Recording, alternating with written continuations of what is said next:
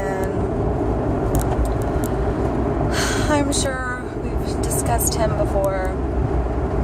Anyways, hello ladies, it's Sweet Fat Tea, checking in. Sorry about my video prior to this of me working out. Can't even hear me. I'm like, oh, I thought it was recording my voice. I don't know, it's something with the plugins or something. I don't know. But basically, I was saying, you just gotta do it. Just gotta get up every day and just decide to do it. You can't, I was reading in the book, here it is, The Well Life.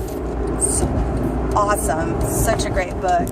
I was reading it today while I was on the bike, and it said I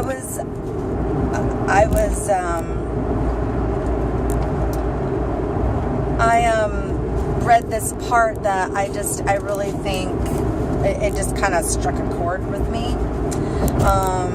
It said just about it was just talking about like being honest with yourself, and just if you're trying to make things right, and just always blaming other things or circumstances or other people, it's hard to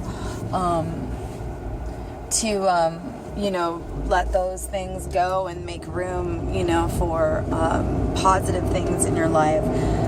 So it was saying, people are going to push your buttons, and a lot of times, we're just like, wow, they're pushing my buttons. But it's like, he said, but who doesn't like to push buttons? I mean, ask any kid, And so it said regarding the pushing of your buttons, if the buttons are there, they're going to be pushed because it's tempting to push buttons. Just ask any kid.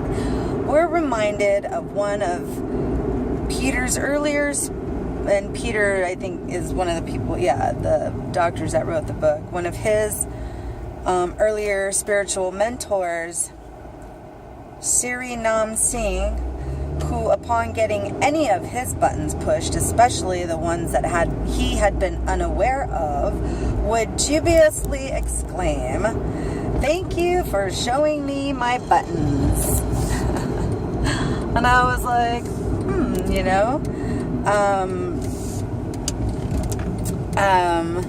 he said,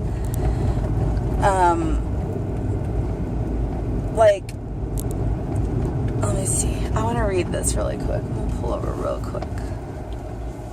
So he says, he had said this with real gratitude because he understood that when you don't know your buttons, you're going to get pushed around by life.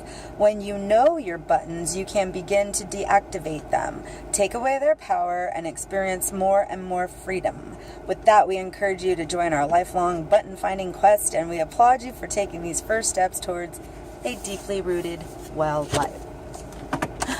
That just kind of struck a chord with me because, it's so right, if you don't know your buttons, you will be pushed around through life, just as far as people pushing your buttons and taking you there, or whatever it might be. Maybe not even people, just circumstances and things, just like a chip on your shoulder, just, holding on to something that you just don't need anymore. And but that was my little excerpt today from The Well Life. It's just an interesting book, and, all self-help books are just, they're supposed to make you think about these situations that they talk about, It's supposed to just kind of make you think in regards to them, because none of this stuff is going to work unless you do it. Unless you utilize it, unless you do it, unless you fully commit to make a choice every single day. So, that's what I'm doing. I'm kind of just taking it into my own hands. Yesterday I worked out twice because I had went to the gym early in the morning because I hate not being able to get my workout in. It's so busy there. We don't get any machines. I'm waiting late at night. my eating is like all over the place. I haven't been able to like really structurally eat at specific times, you know, because I'm just kind of like all over the place. So yesterday I had went to the gym early and was just like, oh, nobody was there. So nice. And compared to at night, you know. And so the kid, I just